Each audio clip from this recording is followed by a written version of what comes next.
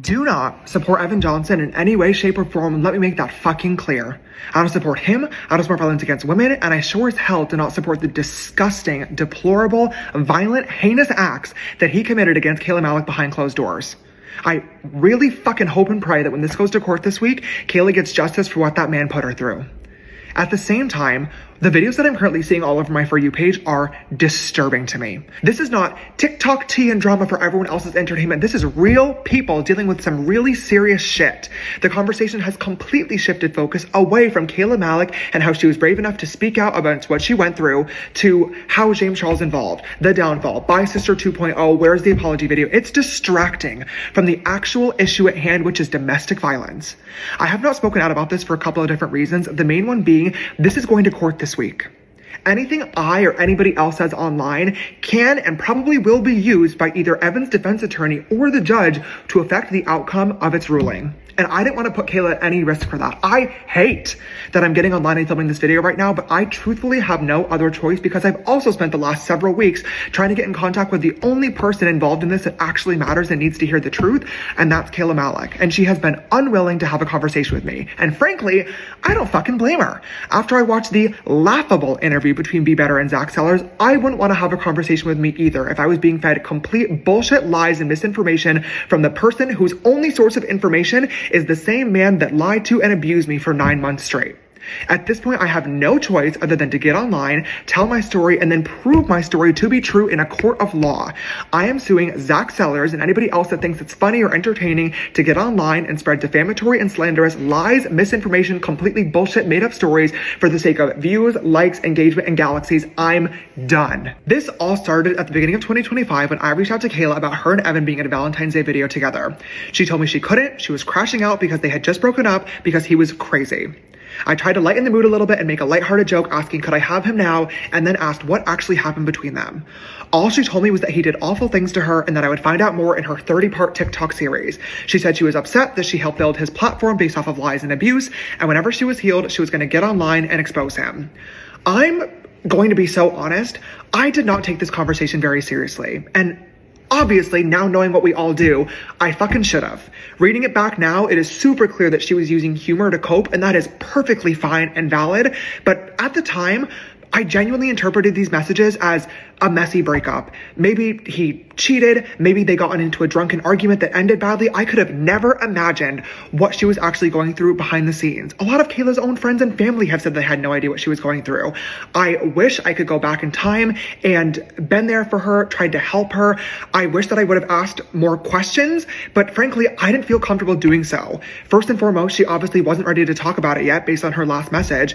And secondly, me and Kayla Malecc just weren't close friends. I don't say that to take away from her feelings about this. I don't say that to undermine what she went through. We've only met a couple of times. We collabed in 2023. She guest starred on a podcast with me in 2024, and we hung out at our mutual friend's Halloween party back in October. We've never hung out one-on-one. We've never had a deep conversation. I just really didn't know her that well to be able to interpret these messages and have a better idea of what was actually happening behind closed doors. And I wish more than anything I did, because I should have never gotten involved with this, but I did not know what she was going through. I really fucking hate to admit it, but I did have a brief friendship with Evan Johnson that started and ended well before I ever learned about any of the violence that was going on behind the scenes. He reached out to me a couple of days later asking me for advice and told me the same exact story that Zac Sellers believed and then repeated on the Be Better podcast, which was that the relationship was toxic, they both said things and did things that they shouldn't have, and a bunch of other stories that genuinely made me believe Evan Johnson was the victim in the situation. He told me that he moved back to Nashville to go to church and get therapy and try to become a better man, and he seemed vulnerable. He seemed real, and he seemed scared that Kayla was going to get online and start telling lies about him, and he knew exactly what to say to relate it back to a situation that I was in that made me have sympathy for him and be on his side. I feel so fucking dumb for ever believing him, but when I was in a similar situation, all I cared about was anybody treating me like a human being and hearing me out and being there for him, so that's what I tried to provide. We became closer, we would start FaceTiming, he was very suicidal and depressed, and eventually he told me that he wanted to come out to LA to escape and get his mind off of things for a weekend, so I invited him out. All we did was sit on the couch, order food, watch movies, but over the course of the weekend, I slowly started to notice that some of his stories were not exactly lining up. There were inconsistencies, and I started to get worried that I might be on the wrong side of things, and that was confirmed as soon as Kayla noticed that he was at my house and I had to lie to her. I didn't know what to do. I realized then that I was in the middle of a very fucking messy situation that I should have never gotten involved with in the first place, but this man was staying with me and I didn't know how to get out of it. Later on that night, I told Evan straight up I was uncomfortable, I was upset that I had to lie to her, and that we could not hang out any further. He respected that, and the next morning, he flew home. As soon as Evan left LA, I immediately started making myself unavailable to him because I recognized that he was not the man he was telling me he was. But it wasn't until a month later, when Kayla uploaded her video, He Doesn't Love You, that I actually got to sit and watch how much of a monster he is. My jaw was on the floor for all 2 hours of that video. I could not believe what I was watching and seeing. The horrendous verbal abuse, the violent physical abuse. I was shocked.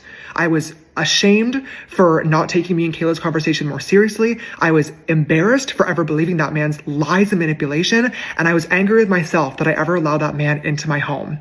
It was horrifying, and I'm so proud of Kayla for being able to speak up. A couple of days later, I started getting messages on Instagram from Zac Sellers, Evan's best friend, basically warning me that Evan had lied to both of us and telling me that I should cut him off. I didn't see these messages at first until he made a public TikTok accusing me of still supporting Evan behind the scenes, and I messaged him right away because I was confused. His messages genuinely seemed nice. He seemed like he was checking in, warning me to make sure that I was okay and have cut Evan off because he knew that we were both told the same exact lies and stories from Evan. The only reason he even knew I was involved at all was because he was physically with Evan as his best friend, supporting him every single day. It took me 3 days with Evan to realize that something wasn't right here. It took Zac 3 months. So to act this way privately and then to get online as if I'm some monster was wild to me. What started off as a video of James Charles supporting Evan Johnson behind the scenes snowballed into more videos, more content, and then live streams.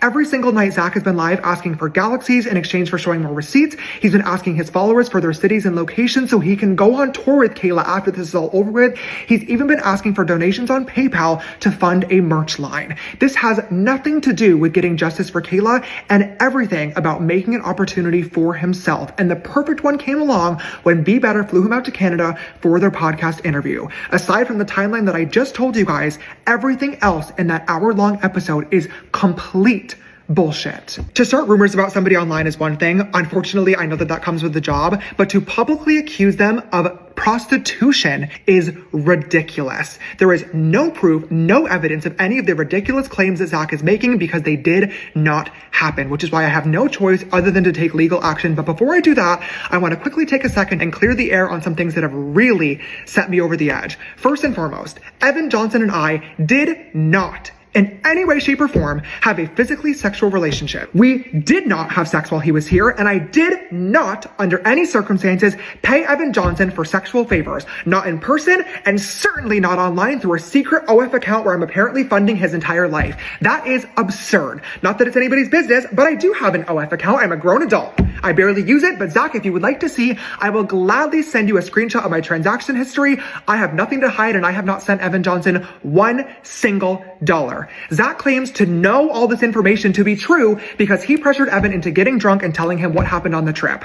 I don't know if Evan lied to him to make the trip seem more fun and exciting, or if Zac literally just made this up for funsies. I would like to believe that that isn't the case and that he was manipulated in this situation as well, but he claims to have seen a video on Evan's phone of him having sex with me. Zac, post it.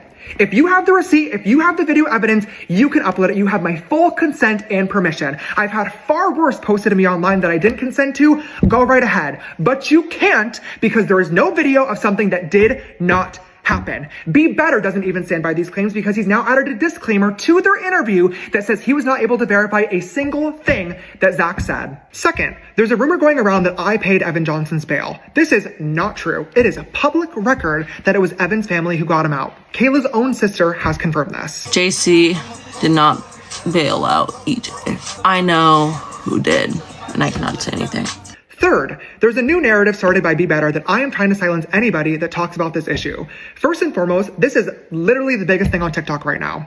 I don't understand how anybody could possibly assume that I'm trying to silence people, but Be Better made a video basically saying that I'm working with YouTube behind the scenes to manipulate their algorithm and get their video hidden. I truthfully wish this was possible. I've been making content for 8 long years now. There are videos on YouTube with 5, 10, 20 million views that if I could have gotten them removed, I would have. But be better. I know you said you're having your lawyers reach out to YouTube. So YouTube, I give you my full permission to release any communications between myself or my team to you guys about this matter because, again, they don't exist. Zac has also now made a video claiming that my lawyers have reached out to him to threaten him, to silence him, and to offer him hush money. This is not true. Zac, my lawyers cannot contact you directly, so instead they emailed your modeling agency because that is the only contact you have listed. There was no threat, there was no offer, they were simply asking for the contact of your lawyers. I told you I was going to sue you, and this is what the beginning of that process looks like. It really sucks that at this point I am left with no options other than to pursue a case. As for Kayla, I am so fucking sorry that I ever got involved in this. I should have never believed his lies and manipulation. I should have never even responded back to him in the first place, and I'm sorry for hurting you. I genuinely do wish you the absolute best of luck, and I really hope that you get justice for what that man put you through.